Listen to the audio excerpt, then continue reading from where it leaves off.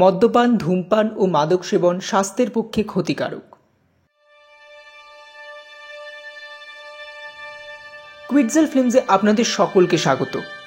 দেশ বিদেশের নানান লেখকদের রোমাঞ্চকর কিছু কাহিনী দিয়ে সাজানো আমাদের এই বিশেষ নিবেদন রাইটার্স চয়েস। আজ শুনবেন কবিগুরু রবীন্দ্রনাথ ঠাকুরের লেখা গল্প নিশীথে। কবিগুরু রবীন্দ্রনাথ ঠাকুরের জন্ম 7ই মে 1861 খ্রিস্টাব্দে, অর্থাৎ 25শে বৈশাখ 1268 বঙ্গাব্দে। তিনি আমাদের উপহার দিয়ে গেছেন অজস্র ছোট গল্প, গান, নাট্য, উপন্যাস এবং বহু কালজয়ী কবিতা।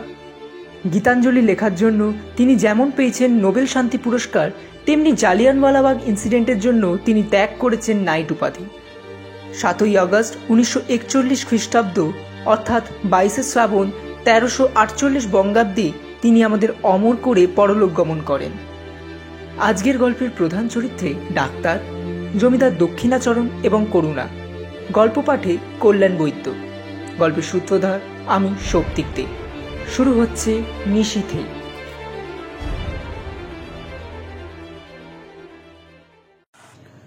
আমি একজন ডাক্তার। কয়েক মাস হলো এই গ্রামে এসেছি। এই অজপাড়া গায়ে গরিব দুঃখী মানুষদের সেবা শুশ্রূষা করার মন্ত্র নিয়েই এই গ্রামে পদার্পণ করেছি। সারাদিন এদিক ওদিক রোগীর খোঁজেই ঘুরে বেড়াই। বাচ্চা হোক বা বুড়ো, আমি নিজের সামর্থ্য মতন চেষ্টা করি তাদের সুস্থ করে তোলার।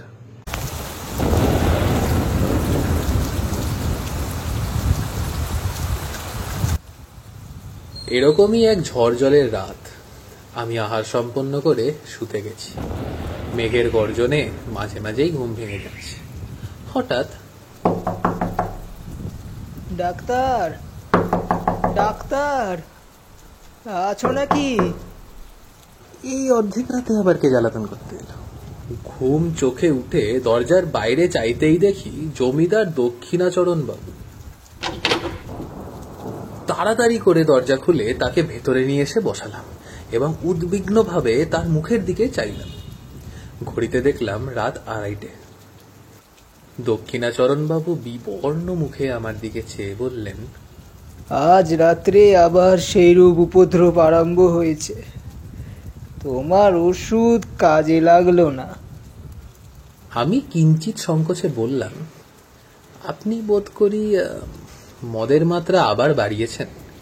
দক্ষিণাচরণ বাবু অত্যন্ত বিরক্ত হয়ে বললেন, ওটা তোমার ভারী ভুল।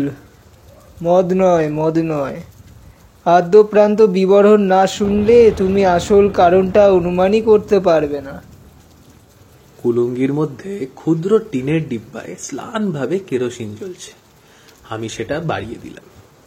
একটুখানি আলো জেগে উঠল এবং অনেকখানি ধোঁয়া বেরোতে লাগলো। দক্ষিণাচরণ বাবু বলতে লাগলেন, তাহলে শোনো, আমার প্রথম পক্ষে স্ত্রীর মতো এমন গৃহিণী অতি দুর্লভ ছিল। কিন্তু আমার তখন বয়স বেশি ছিল না। সহজে রসাধিক্য ছিল, তার উপর আবার কাব্যশাস্ত্রটাও বেশ ভালো করেই মুখস্থ করেছিলাম। তাই অবিমিশ্র গৃহিণীপনায় আমার মন উঠত না। কিন্তু আমার গৃহিণীর কাছে ললিত কলাবিধির কোনো উপদেশ খাটত না এবং সখীভাবে প্রণয় সম্ভাষণ করতে গেলে তিনি হেসে উড়িয়ে দিতেন। গঙ্গা স্রোতে যেমন ইন্দ্রের ঐরাবত নাকাল হয়েছিল, তেমনি তার হাসি মুখে বড় বড় কাব্যের টুকরো এবং ভালো ভালো আদরের সম্ভাষণ মুহূর্তের মধ্যে অপদস্থ হয়ে ভেসে যেত। তার হাসবার এক আশ্চর্য ক্ষমতা ছিল। আমারও পরানো যাহা চায়, তুমি তাই গো, আমারও পরানো যাহা চায়। কি গো গিন্নি, কি করো? আমার না খুব খিদে পেয়েছে, খেতে দাও না গো। ও, তুমি এসে গেছো? বসো, ভাত বাড়ছি। তারপর আজ থেকে প্রায় 4 বছর হলো আমাকে এক সাংঘাতিক রোগে ধরল। বাঁচবার আশা ছিল না বললেই চলে। তারপর একদিন এমন হলো যে ডাক্তার জবাব দিয়ে গেল। এমন সময় আমার এক আত্মীয় কোথা থেকে এক ব্রহ্মচারী এনে উপস্থিত করলো। সে গব্বঘৃতের সাথে একটা শিকড় বেটে আমাকে খাইয়ে দিল। ওষুধের গুণেই হোক বা অদৃষ্টক্রমেই হোক, সে যাত্রায় বেঁচে গেলাম। রোগের সময় আমার স্ত্রী অহর্নিশি এক মুহূর্তের জন্য বিশ্রাম করেনি। সে কটা দিন একটা অবলা স্ত্রীলোক মানুষের সামান্য শক্তি নিয়ে প্রাণপণ ব্যাকুলতার সাথে দরজার সমাগত যমদূতগুলোর সঙ্গে অনবরত যুদ্ধ করেছিলেন। তার সমস্ত প্রেম, সমস্ত হৃদয়, সমস্ত যত্ন দিয়ে আমার এই অযোগ্য প্রাণটাকে যেন এক শিশুর মতো দুই হাতে ঢেকে রেখেছিল। না ছিল আহার, না ছিল নিদ্রা। জগতের আর কোনো কিছুর প্রতি তার দৃষ্টি ছিল না। যম তখন পরাজিত বাঘের ন্যায় আমাকে তার কবল থেকে ফেলে দিয়ে চলে গেলেন। কিন্তু যাবার সময় আমার স্ত্রীকে একটা প্রবল থাবা মেরে গেলেন। আমার স্ত্রী তখন গর্ভবতী ছিলেন। অনিতকাল পরে এক মৃত সন্তান প্রসব করলেন। তারপর থেকেই তার নানান প্রকার জটিল ব্যামোর সূত্রপাত হলো। তখন আমি তার সেবা আরম্ভ করে দিলাম। তাতে তিনি বিব্রত হয়ে উঠলেন, বলতে লাগলেন, করো কি, লোকে কি বলবে? এমন করে তুমি রাত দিন আমার ঘরে যাতায়াত করো না।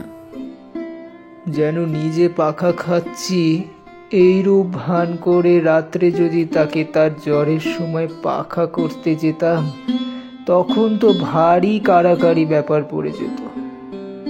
কোনোদিন যদি তার শুশ্রূষা উপলক্ষে আমার আহারে নিয়মিত 10 মিনিট উত্তীর্ণ হয়ে যেত, তবে সেও নানান প্রকার অনুনয়, অনুরোধ, অনুযোগের কারণ হয়ে দাঁড়াতো।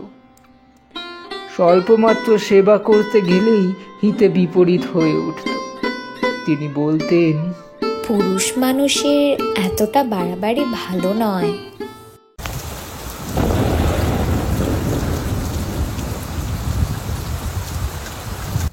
তুমি কি আমাদের সেই বরানগরের বাড়িটি দেখেছো? হ্যাঁ, দেখেছি, সে অনেক বছর আগে। হ্যাঁ, সেই বাড়ির সামনেই বাগান, আর বাগানের সম্মুখেই গঙ্গা বইছে। আমাদের শোবার ঘরের নিচেই দক্ষিণের দিকে খানিকটা জমি মেহেদির বেড়া দিয়ে ঘিরে আমার স্ত্রী নিজের মনের মতো এক টুকরো বাগান বানিয়েছিল। সমস্ত বাগানটির মধ্যে সেই খণ্ডটি অত্যন্ত সাদাসিধা এবং নিতান্তই দিশি, অর্থাৎ তার মধ্যে গন্ধের অপেক্ষা বর্ণের বাহার, ফুলের অপেক্ষা পাতার বৈচিত্র্য ছিল না। বেল, জুই, গোলাপ, গন্ধরাজ করবী এবং রজনীগন্ধারই প্রাদুর্ভাব বেশি ছিল। প্রকাণ্ড একটা বকুল গাছের তলা সাদা মার্বেল পাথর দিয়ে বাঁধানো ছিল। সুস্থ অবস্থায় তিনি নিজে দাঁড়িয়ে দুবেলা তা ধুয়ে সাফ করত। গ্রীষ্মকালে কাজের অবকাশে সন্ধ্যার সময় সেই তার বসবার স্থান ছিল। সেখান থেকেই গঙ্গা দেখা যেত। কিন্তু গঙ্গা থেকে কুঠির পানসির বাবুরা তাকে দেখতে পেত না। একটু একটু জল খাওয়াতে পারো? হ্যাঁ হ্যাঁ, একটু বসুন। আমি এক গ্লাস জল দক্ষিণাচরণ বাবুর দিকে বাড়িয়ে দিলাম। জল খেয়ে একটু স্বস্তির নিঃশ্বাস ফেলে তিনি আবার শুরু করলেন। অনেক দিন শয্যাগত থেকে একদিন চৈত্রের শুক্লপক্ষের সন্ধে তিনি বললেন, ঘরে থাকতে থাকতে আমার প্রাণটা কেমন করছে। আজ ভাবছি একবার সেই বাগানে গিয়ে বসবো। হ্যাঁ হ্যাঁ, নিশ্চয়ই। তুমি আমার হাতটা ধরো, আস্তে আস্তে আস্তে চলো। আমি তাকে বহু যত্ন ধরে ধরে ধীরে ধীরে বকুলতলার প্রস্তর বেদিকায় নিয়ে গিয়ে বসালাম। আমারই কোলের ওপর মাথাটি রাখল, কিন্তু জানি সেটাকে তিনি অদ্ভুত আচরণ বলে গণ্য করবেন, তাই একটি বালিশ এনে তার মাথার তলায় রাখলাম। একটা দুটো করে প্রস্ফুট বকুল ফুল ঝরতে লাগলো এবং শাখান্তরাল থেকে ছায়াঙ্কিত জ্যোৎস্না তার শীর্ণ মুখের ওপর এসে পড়ল। চারিদিক শান্ত নিস্তব্ধ। সেই ঘন গন্ধপূর্ণ ছায়ান্ধকারে একপাশে নীরবে বসে তার মুখের দিকে চেয়ে আমার চোখে জল আসলো। আমি ধীরে ধীরে গাছের গোড়ায় এসে দুই হাতে তার একটা উত্তীর্ণ শীর্ণ হাত তুলে নিলাম। তিনি তাতে কোনো আপত্তি করলেন না। কিছুক্ষণ এইরূপ চুপ করে বসে থেকে আমার হৃদয় উদ্বেলিত হয়ে উঠল। আমি বললাম, তোমার ভালোবাসা আমি কোনো কালে ভুলব না। তখনই বুঝলাম কথাটা বলবার কোনো আবশ্যক ছিল না। আমার স্ত্রী হেসে উঠলেন। সে হাসিতে ছিল লজ্জা, সুখ এবং কিঞ্চিত অবিশ্বাস, এবং ওর মধ্যে একটা পরিমাণ পরিহাসের তীব্রতাও ছিল। প্রতিবাদ স্বরূপে একটি কথা মাত্র না বলে কেবল তার সেই হাসির দ্বারা জানালো, কোনো কালে ভুলবে না, সে কখনো হবার নয়, আর আমি তা আশাও করি না। ওই সুমিষ্ট সুতীক্ষ্ণ হাসির ভয়ে আমি কখনো আমার স্ত্রীর সঙ্গে রীতিমতো প্রেমালাপ করতে সাহস করিনি। অসাক্ষাতে যে সকল কথা মনে উদয় হতো, তার সম্মুখে গেলেই সেগুলো নিতান্ত বাজে কথা বলে বোধ হতো। ছাপার অক্ষরে যেসব কথা পড়লে দুই চোখ বেয়ে দরদর ধারায় জল পড়তে থাকে, সেগুলো মুখে বলতে গেলে কেন যে হাস্যে রুদ্র করে এ পর্যন্ত বুঝতে পারলাম না। বাদ প্রতিবাদ কথায় চলে, কিন্তু হাসির উপরে তর্ক চলে না। কাজেই চুপ করে যেতে হলো। জ্যোৎস্না উজ্জ্বলতর হয়ে উঠল। একটা কোকিল ক্রমাগতই কু কু করে অস্থির হয়ে গেল। আমি বসে বসে ভাবতে লাগলাম, এমন জ্যোৎস্না রাত্রেও কি পিকবধূ বধির হয়ে আছে? বহু চিকিৎসায় আমার স্ত্রীর রোগ উপশমের কোনো লক্ষণ দেখা গেল না। ডাক্তার বলল, একবার বায়ু পরিবর্তন করে দেখলে হয়। তাই আমি আমার স্ত্রীকে নিয়ে এলাহাবাদে গেলাম। এইখানে দক্ষিণাচরণবাবু খানিক থামলেন। আমিও চুপ করে তার দিকে চেয়ে রইলাম। কুলঙ্গির আলো চারিদিকে ছড়িয়ে পড়েছে এবং ঘরের নিস্তব্ধতায় মশার ভনভন শব্দ কানে ভেসে আসছে। বাইরে বর্ষণ বোধ করি থেমেছে। হঠাৎ তিনি মৌনতা ভঙ্গ করে আবার বলতে শুরু করলেন। সেখানে হারান ডাক্তার আমার স্ত্রীকে চিকিৎসা করতে লাগলেন। অবশেষে অনেক কাল একভাবে কাটার পর ডাক্তার বললেন, আমিও বুঝলাম এবং আমার স্ত্রীও বুঝলেন যে তার ব্যায়ামও সারবার নয়। তখন একদিন আমার স্ত্রী আমাকে বললেন, শোনো না, বলছি যখন ব্যায়ামও সারার নেই আর আমারও এত তাড়াতাড়ি মরণ নেই, তখন কতদিন তুমি আর এই জীবন মরণ নিয়ে থাকবে? আমি ভুলি কি, তুমি আর একটা বিয়ে করো। এটা যেন কেবল একটা সুযুক্তি এবং সৎ বিবেচনার কথা। এর মধ্যে যে ভারী একটা মহত্ব, বীরত্ব বা অসামান্য কিছু আছে এমন ভাব তার লেশমাত্র ছিল না। এইবার আমার হাসবার পালা ছিল, কিন্তু আমার কি তেমন করে হাসবার ক্ষমতা আছে? আমি উপন্যাসের প্রধান নায়কের ন্যায় গম্ভীর সমুচ্চভাবে বলতে লাগলাম, যতদিন দেহে প্রাণ আছে। তিনি বাধা দিয়ে বললেন, নাও নাও, আর বলতে হবে না। তোমার কথা শুনে আমি আর বাঁচি না।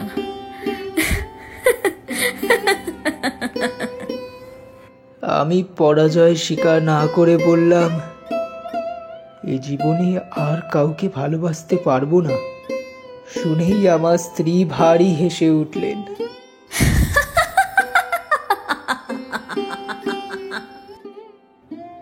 তখন আমাকে ক্ষান্ত হতেই হলো। জানি না তখন নিজের কাছেও কখনো স্পষ্ট স্বীকার করেছি কিনা, কিন্তু এখন বুঝতে পারছি, জানো, এই আরোগ্য আশাহীন সেবা কার্যে আমি মনে মনে পরিশ্রান্ত হয়ে গেছিলাম।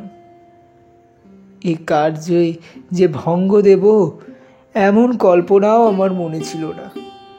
অথচ চিরজীবন এই চিররুগ্নকে নিয়ে যাপন করতে হবে, এই কল্পনাও আমার নিকট পীড়াজনক হয়েছিল। হায় রে, প্রথম জীবনকালে যখন সম্মুখে তাকিয়েছিলাম, তখন প্রেমের কুহকে, সুখের আশ্বাসে, সৌন্দর্যের মরীচিকায় সমস্ত ভবিষ্যৎ জীবন প্রফুল্ল দেখেছিল। আজ থেকে শেষ পর্যন্ত কেবলই আশাহীন সুদীর্ঘ সতৃষ্ণ মনোভূমি। আমার সেবার মধ্যে সেই আন্তরিক শান্তি নিশ্চয়ই তিনি দেখতে পেয়েছিলেন। তখন জানতাম না, কিন্তু এখন সন্দেহ মাত্র নেই যে তিনি আমাকে যুক্তাক্ষরহীন প্রথম ভাগ শিশু শিকার মতো অতি সহজে বুঝতেন।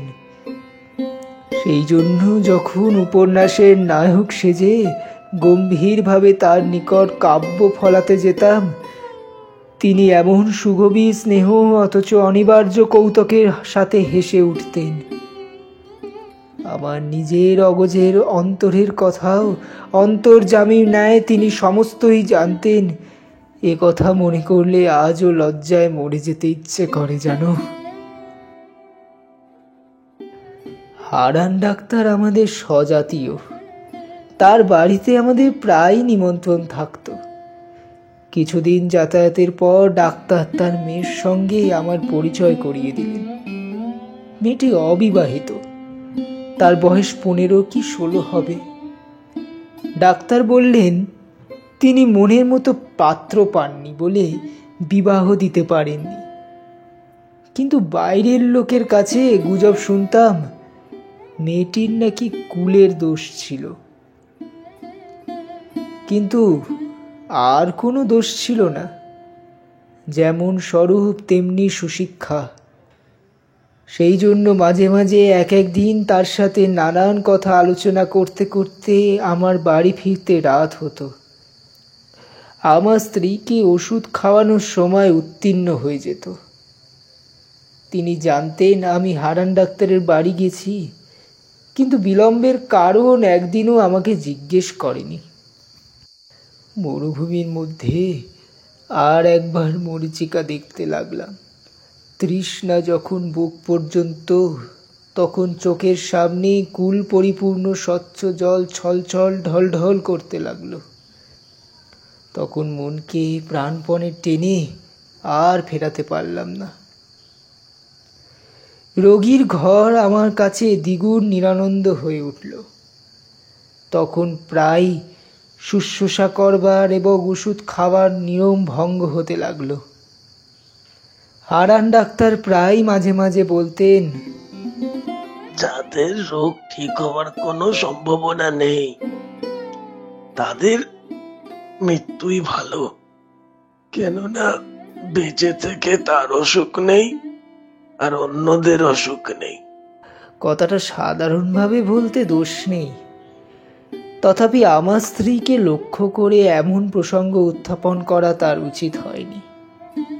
কিন্তু মানুষের জীবন মৃত্যু সম্বন্ধে ডাক্তারের মন এমন অসার যে তার ঠিক আমাদের মনের অবস্থা বুঝতে পারে না। হঠাৎ একদিন পাশের ঘর থেকে শুনতে পেলাম আমার স্ত্রী হারানবাবুকে বলছেন, ডাক্তার, কতগুলো মিথ্যে ওষুধ খাইয়ে ডাক্তারখানার দেনা বাড়াচ্ছেন কেন? আমার প্রাণটাই যখন একটা ব্যামো, তখন তখন দিন না এমন একটা ওষুধ যাতে খুব তাড়াতাড়ি আমার এই প্রাণটা যায়। এমন কথা বলবেন না। কথাটা শুনে হঠাৎ আমার বুকে বড় আঘাত লাগলো। ডাক্তার চলে গেলে আমার স্ত্রীর ঘরে গিয়ে তার শয্যা পাশে বসলাম। তার কপালে ধীরে ধীরে হাত বুলিয়ে দিতে লাগলাম। তিনি বললেন, এই ঘরে বড় গরম, তুমি বরং বাইরে যাও। তোমার বাইরে যাওয়ার সময়ও তো হয়ে গেছে। খানিকটা বাইরে না বেরিয়ে এলে তোমার তো আবার রাতের খিদে হবে না। বেড়াতে যাওয়ার অর্থ ডাক্তারের বাড়ি যাওয়া। আমি তাকে বুঝিয়েছিলাম ক্ষুধা সঞ্চারের পক্ষে খানিকটা বেরিয়ে আসা বিশেষ আবশ্যক। এমন নিশ্চয়ই বলতে পারি তিনি প্রতিদিনই আমার এই ছলনাটুকু বুঝতেন। আমি নির্বোধ, মনে করতাম তিনি নির্বোধ।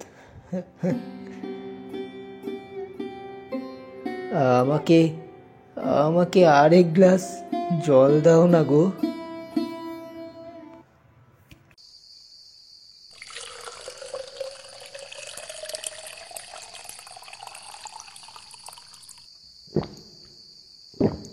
দক্ষিণাচরণবাবু আরো কিছু জল খেয়ে বললেন, একদিন ডাক্তারবাবুর কন্যা মনোরমা আমার স্ত্রীকে দেখতে আসবার ইচ্ছে প্রকাশ করল। জানি না কি কারণে তার সে প্রস্তাব আমার ভালো লাগলো না, কিন্তু প্রতিবাদ করবার কোনো যুক্তি ছিল না। তিনি একদিন সন্ধেবেলায় আমাদের ঘরে এসে উপস্থিত হলেন।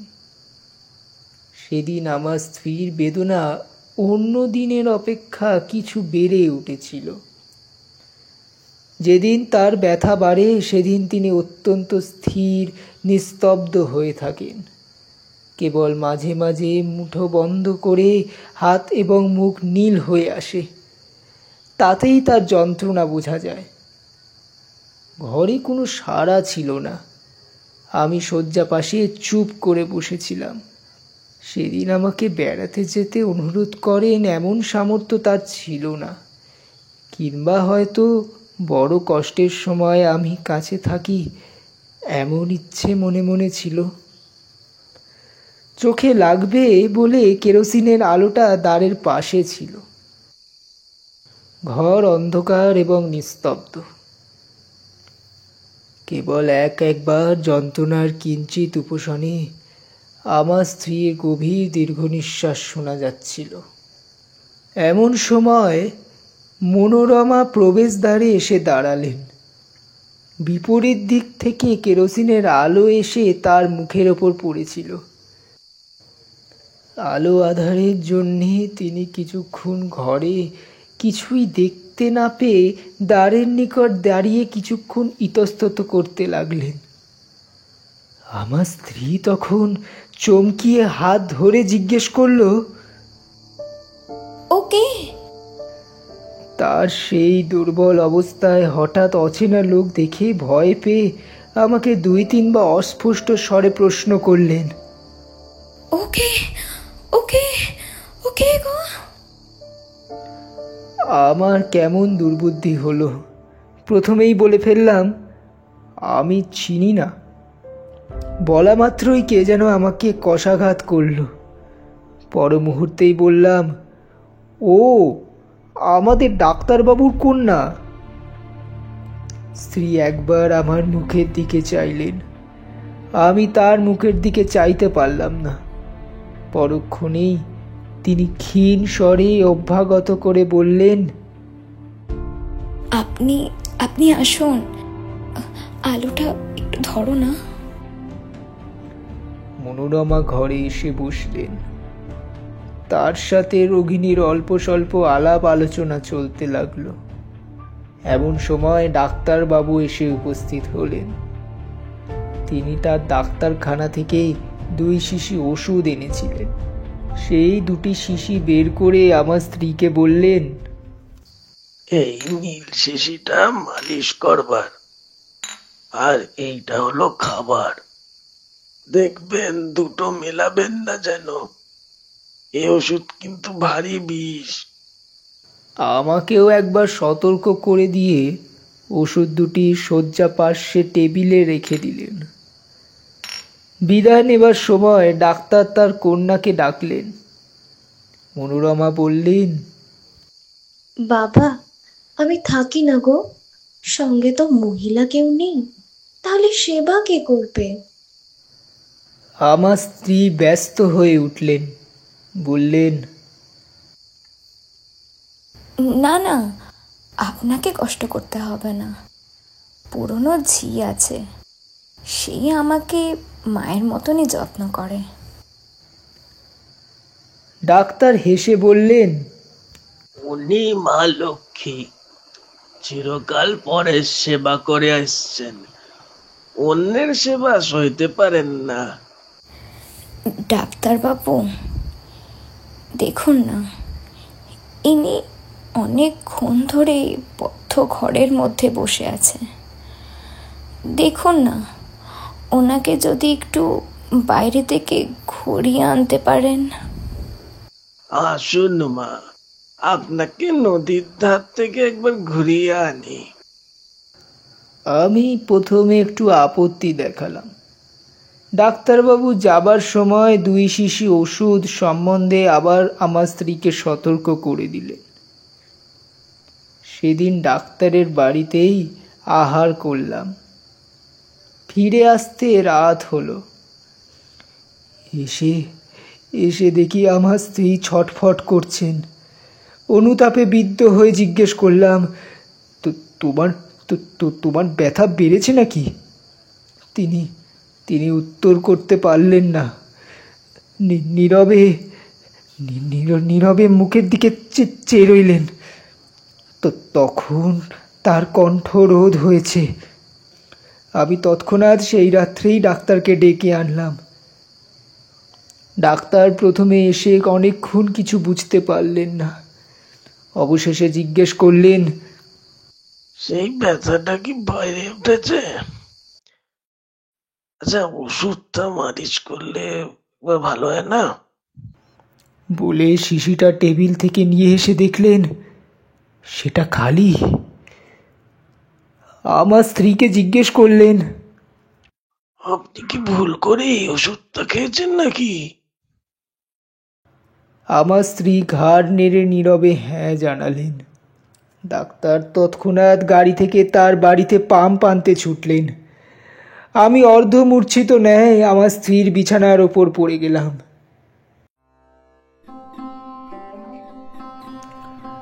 তখন মাতা তার পীড়িত শিশুকে যেমন করে সান্ত্বনা করে, তেমনি করেই তিনি আমার মাথা তার বুকের কাছে টেনে নিয়ে 2 হাতে স্পর্শে আমাকে তার মনের কথা বোঝানোর চেষ্টা করলেন। কেবল তার সেই করুণ স্পর্শের দ্বারাই আমাকে বারংবার করে বলতে লাগলেন, কষ্ট পেও না, ভালোই হয়েছে, তুমি সুখী হবে। আর এই মনে করে আমিও সুখে মরব। ডাক্তার যখন ফিরলেন তখন জীবনের সঙ্গে সঙ্গে আমার স্ত্রীর সকল যন্ত্রণারও অবসান হয়েছে। কুইটজেল ফিল্মস রাইটার্স চয়েসে আজ শুনছেন কবিগুরু রবীন্দ্রনাথ ঠাকুর রচিত নিশীথে। গল্পটি আপনাদের কেমন লাগছে আমাদের কমেন্ট সেকশনে জানাতে ভুলবেন না। আর আরও এরকম রোমাঞ্চকর গল্প শোনার জন্য সাবস্ক্রাইব করুন আমাদের চ্যানেল। Happy listening. তার কিছু বছর পর মনোরমাকে বিয়ে করে দেশে ফিরলাম। মনোরমা তার পিতার সম্মতিক্রমেই আমাকে বিবাহ করল। কিন্তু আমি যখন তাকে আদরের কথা বলতাম, প্রেমালাপ করিয়ে তার হৃদয় অধিকার করার চেষ্টা করতাম, সে হাসত না, গম্ভীর হয়ে থাকত। তার মনের কোথায় কোনখানে কি যে খটকা লেগে গিয়েছিল আমি কেমন করে বুঝব। এই সময় আমার মদ খাবার নেশা অত্যন্ত বেড়ে উঠল। একদিন প্রথম শরতের সন্ধ্যায় মনোরমাকে নিয়ে আমাদের বরানগরের বাগানে ঘুরছিলাম। ছমছমে অন্ধকার হয়ে এসছে। পাখিদের বাসায় ডানা ঝরবার শব্দটুকুও নেই। কেবল ঘোরবার পথের দুই ধারে ঘন ছায়াবৃত ঝাউ গাছ বাতাসে সশব্দে কাঁপছিল।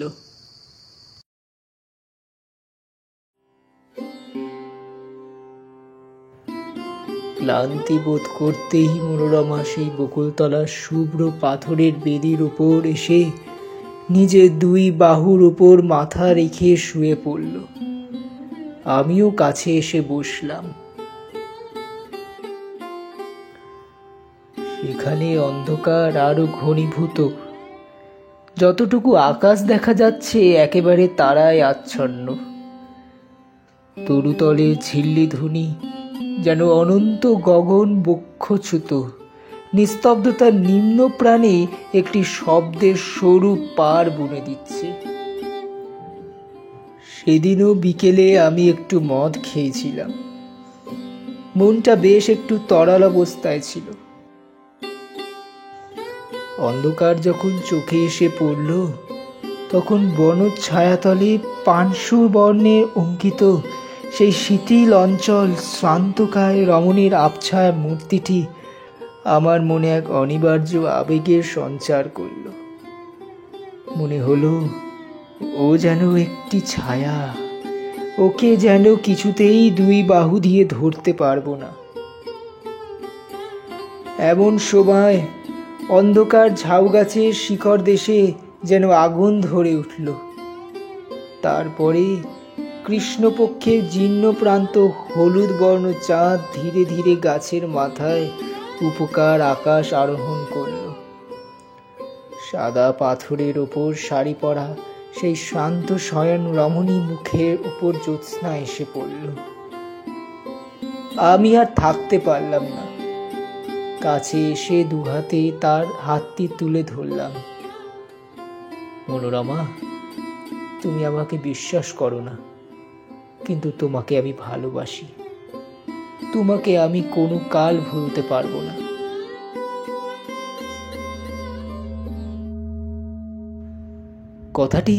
কথাটি বলা মাত্রই চমকে উঠলাম।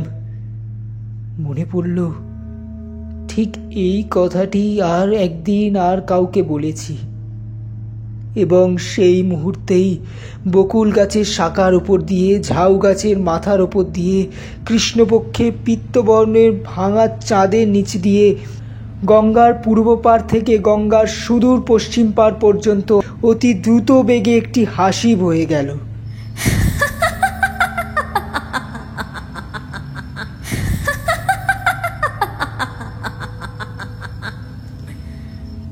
সেটি মর্মভেদী হাসি কি অব্রভেদী হাহাকার বলতে পারবো না।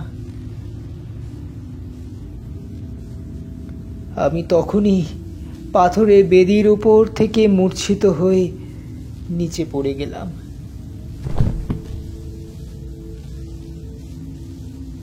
মূর্ছা ভঙ্গ হয়ে দেখলাম আমার ঘরের বিছানায় শুয়ে আছি। মনোরমা জিজ্ঞেস করলেন, এমা, কি হলো তোমার? আমি কেঁপে উঠে বললাম, শুনতে পাওনি? তুমি শুনতে পাওনি? সমস্ত আকাশ ভরে হাহা করে একটি হাসি বয়ে গেল, তুমি সেটা শুনতে পাওনি? স্ত্রী হেসে বললেন, হাসি বুঝি? হায় ভগবান, এই মাত্র এক ঝাঁক পাখি সার বেঁধে উড়ে গেল। তাদের পাখার শব্দই শুনেছিলে তুমি। তা তুমি এত ভয় পাও? দিনের বেলায় স্পষ্ট বুঝতে পারলাম পাখির ঝাঁক ওড়বার শব্দই বটে, কিন্তু সন্ধে হলে সে বিশ্বাস ধরে রাখতে পারতাম না।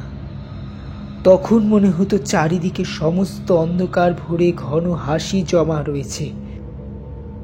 সামান্য একটা উপলক্ষে হঠাৎ আকাশ ভরা অন্ধকার বিদীর্ণ করে ধ্বনিত হয়ে উঠবে।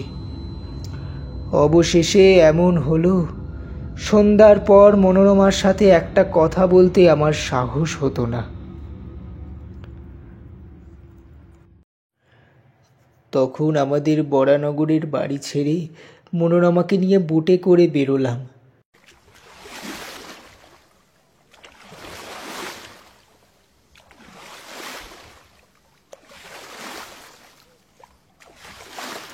অগ্রহায়ণ মাসে নদীর বাতাসে সমস্ত ভয় চলে গেল।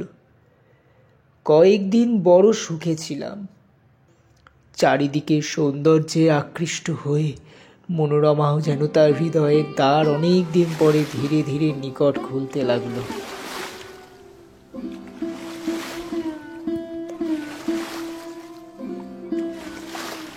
গঙ্গা ছেড়ে অবশেষে পদ্মায় এসে পৌঁছলাম। ভয়ঙ্করী পদ্মা তখন হেমন্তের বিবরলীন ভুজঙ্গীর মতো কৃশ নির্জীব ভাবে সুদীর্ঘ শীতনিদ্রায় নিবৃষ্ট ছিল। উত্তর পারে জনশূন্য তৃণশূন্য দিগন্ত প্রসারিত বালির চর ধুধু করছে এবং দক্ষিণের উচ্চ পাড়ের উপর গ্রামের আমবাগানগুলি এই রাক্ষসী নদীর নিতান্ত মুখের কাছে জোর হস্তে দাঁড়িয়ে কাঁপছে। পদ্মা ঘুমের ঘোরে এক একবার পাশ ফিরছে এবং বিদীর্ণ তটভূমি ঝুপঝাপ করে ভেঙে ভেঙে পড়ছে। এইখানে বেড়াবার সুবিধে দেখে বোট বাঁধলাম। একদিন আমরা দুজনে বেড়াতে বেড়াতে বহুদূর চলে গেলাম। সূর্যাস্তরের স্বর্ণছায়া মিলিয়ে যেতেই শুক্লপক্ষের নির্মল চন্দ্রলোক দেখতে দেখতে ফুটে উঠল।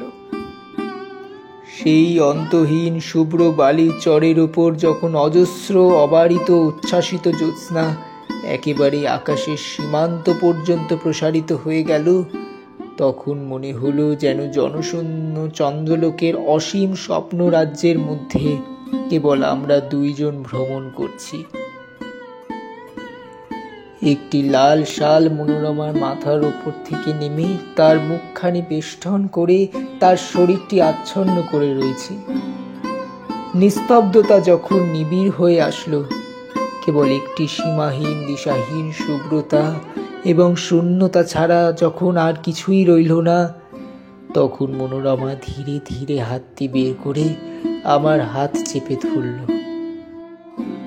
অত্যন্ত কাছে সে যেন সমস্ত শরীর মন জীবন যৌবন আমার উপর বিন্যস্ত করে নিতান্ত নির্ভর করে দাঁড়ালো। পুলকিত উদ্বেলিত হৃদয় মন করলাম, ঘরের মধ্যে কি যথেষ্ট ভালোবাসা যায়? এইরূপ অনাবৃত অবারিত অনন্ত আকাশ নইলে কি দুটি মানুষকে কোথাও ধরে? তখন মনে হতে লাগলো আমাদের ঘর নেই, দ্বার নেই, কোথাও ফেরবার নেই। এমনি করে হাতে হাত ধরে গম্যহীন পথে উদ্দেশ্যহীন ভ্রমণে চন্দ্রকলিত শূন্যতার উপর দিয়ে অবারিতভাবে চলে যাব। এইরূপ চলতে চলতে এক জায়গায় এসে দেখলাম সেই বালুরাশির মাঝখানে অদূরে একটি জলাশয়ের মতো হয়েছে। পদ্মা সরে যাওয়ার পর সেখানে জল বেঁধে আছে।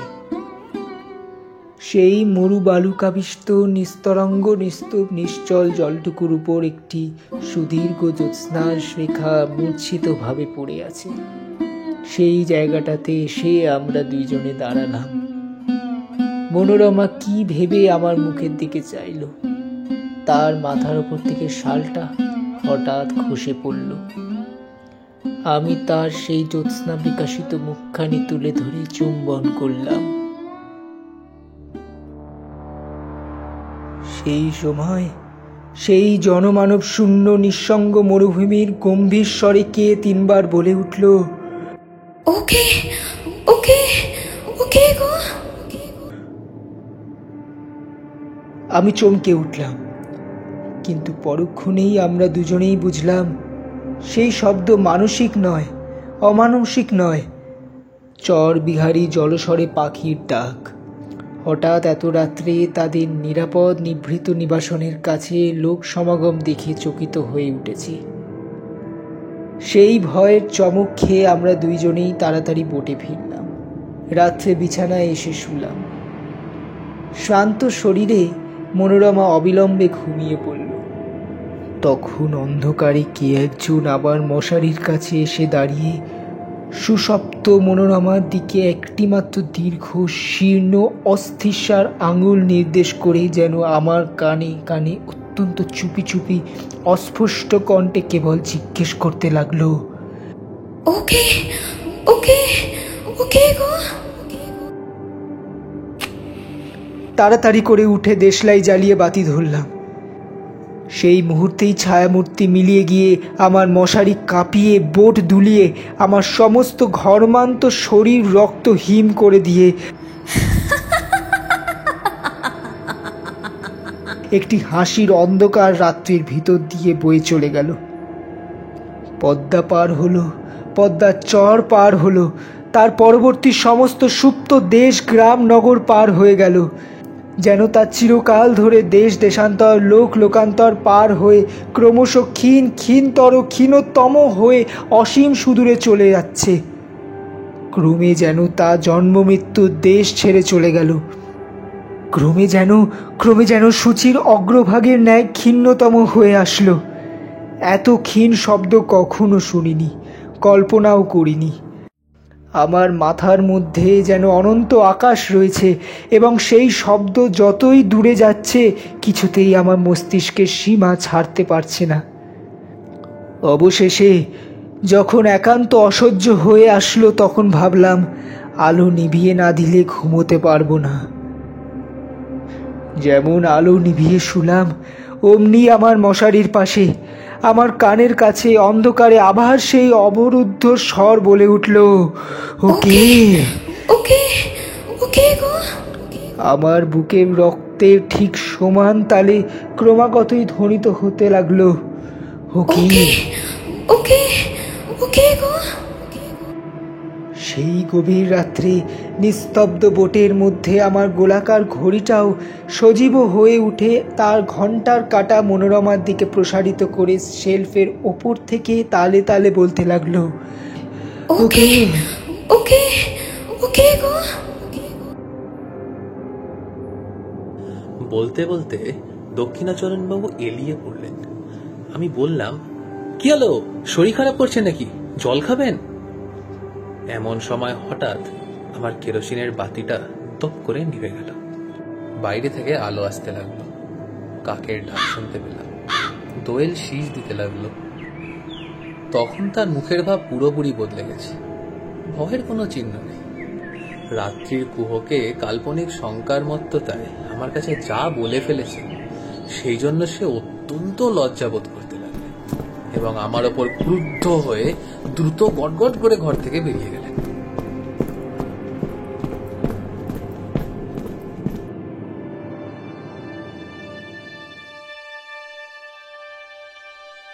সেই দিন অর্ধরাতে আবার আমার দরজার সামনে এসে কেউ ডাক দিল,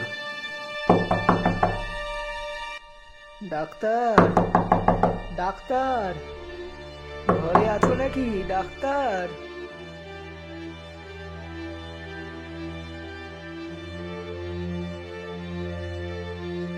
শুনছিলেন নিশীথে, গল্প পাঠে কল্যাণ বৈদ্য।